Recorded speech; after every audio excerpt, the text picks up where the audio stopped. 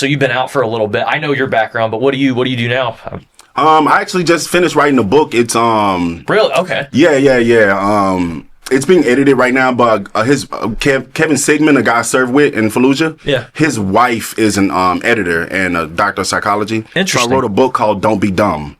And okay. It's essentially a self-awareness book where there's two types of people in the world. There's dumb people and there's people who don't know that they're dumb. Okay. Yeah. So I expand upon that a lot. I'm pretty proud of it. It took me 2 years to write. So that sounds like on the surface it sounds like pretty straightforward, maybe not, but like I love how it sounds very philosophically expanding on street smarts. Yeah. That's exactly what it is. It's like a layman's version of psychology. And so I feel like the art of psychology is lost when expert is trying to relay psychological information to a layman, because if you ever talk to someone about like something like intellectual, a lot of times you can see in their face you're losing them. Yeah. But a layman can keep them engaged because I'm not talking down to them, I'm talking to them. Yeah. And I tried to do that, and I think I did a pretty good job. So you're essentially like translating. Right. Yeah. Exactly. I'm not like looking down on you. I'm like, hey, this is what we do.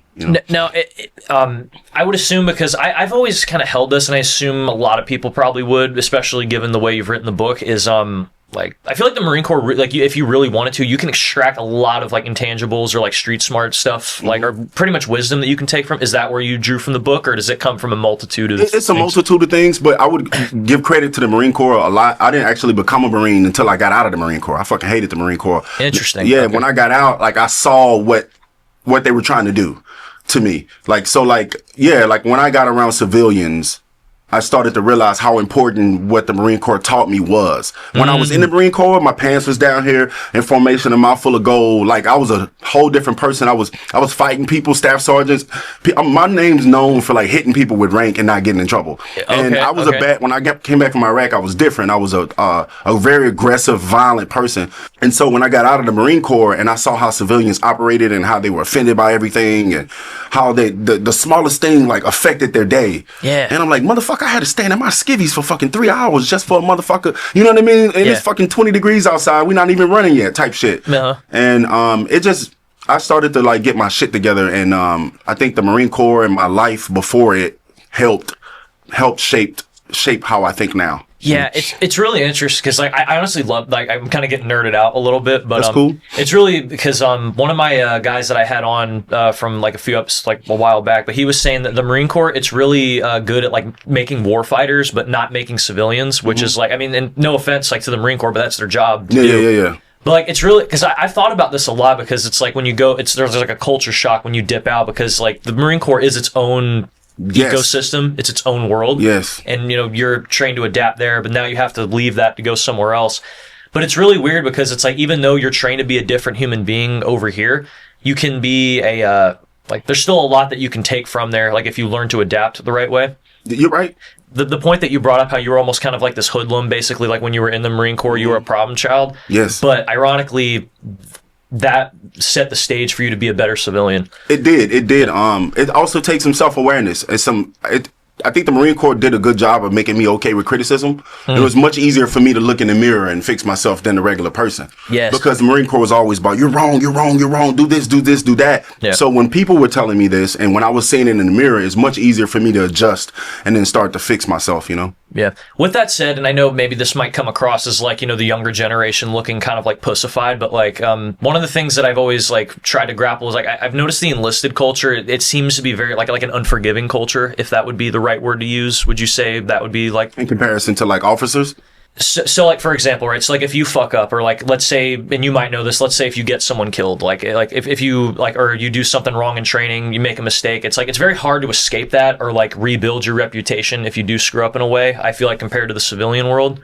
Would you say that's right, or maybe there's a... I agree. Hopefully I'm conveying the idea, right? I agree. Right? That's because we're surrounded. See, we live in the biggest and worst echo chamber in America, in the Marine Corps. And I think that's what for better or for worse, for war, it's great.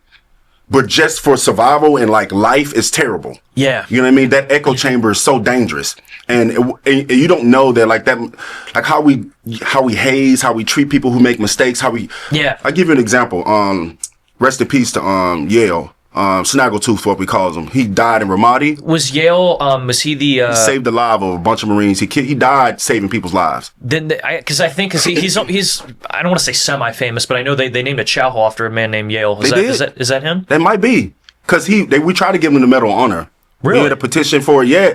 I forget what he did specifically, because I read his, I think it's a citation, but they have it in the chow hall. I keep forgetting. I don't know why I'm forgetting what it is. So Yale was one of my boots. So like Yale, really? Okay. Yeah. So Yale, he was one of our boots, you know. Yeah. Yale, we used to pick on him all the time, bro. Like Snaggletooth, he used to make me. He's one of those people that fucked up a lot, and I really believe he did that. That had something to do with like gaining back reputation.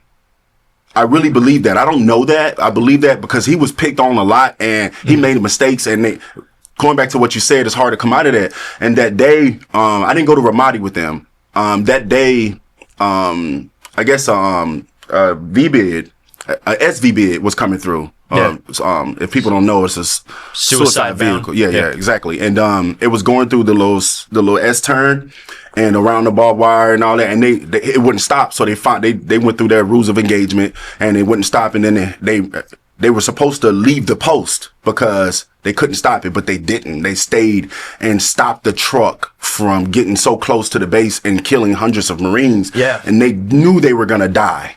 Yeah. And they stayed and stopped the truck. They shot as many times as they could until the truck blew up and killed both of them. And I really believe the way Yale was treated had a lot to do with that. Mm-hmm. You know? Yeah, really trying to I don't want to use the phrase "climb out of it," but like a way to redeem himself. Like, would that be? Yeah. Now, I don't know that. That's just how I feel. You know? Yeah. Now, you said you guys called him Snaggletooth. Snaggletooth, his teeth was messed up. Yeah. Oh, okay. Snaggletooth. He was a good old he looked like, rest in peace. You know how we are, man. Yale looked like his brother, his uncle fucked his mom or some shit. Yeah, a little inbred. Yeah. But hey, he saved a lot of people's fucking lives, man. He did, man. No, yeah, much respect. Yeah, rest in peace. Yeah. I guess to go back like a little bit to what we were saying, because I noticed that and maybe I wonder if you feel this way a little bit too, but like Marine Corps does a good job of making you like a better civilian, like matures you like in a lot of ways. But when you look back on it, you're like, damn, like I feel like I kind of wasted a lot of like either good opportunities or screwed up a lot. Like the Marine Corps was like my guinea pig test to like be a better human being. And you almost feel like there's a lot of I don't want to say regrets, but you feel like, you know, had like knowing what you know now that there's a lot you would change about how you acted or conducted yourself. Like, would you say that's true? No, I disagree. I think because of how I acted, I am who I am today because of that. I don't think I would have as much insight to help others on that path without that. And I like what I am today. All that pain forged me. That fire forged the sword.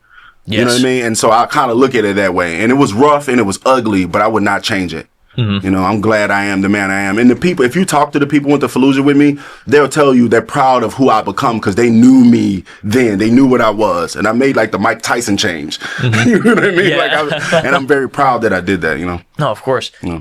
So, I mean, I imagine Iraq might have had something to do with it, or I don't know if you wanted to go careers, but what ultimately was like, yeah, this is like, I'm going to move on, do whatever. Fallujah. You know, you go back as a much more, with more experience as a kind of a leader. Yeah.